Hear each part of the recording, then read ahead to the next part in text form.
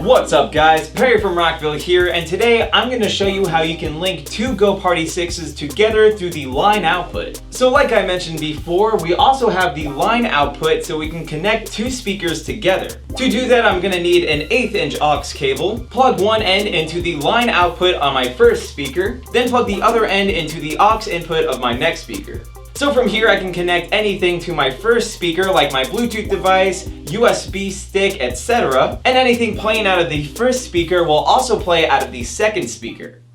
So I got some music playing right now, and what's really cool is that if we lower the music on my first speaker, you'll still hear it coming out of the second speaker.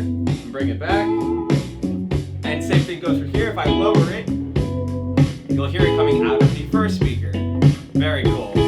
And on top of that, if I plug my mic into my first speaker, check 1, 2, you'll hear it coming out of both. So hopefully this showed you guys how easy it is to link two Go Party 6 portable LED speakers. But of course, if you have any questions, comments, or concerns, feel free to reach out to our customer support team through phone or email. As always, I'm Perry from Rockville, and we'll see you guys next time.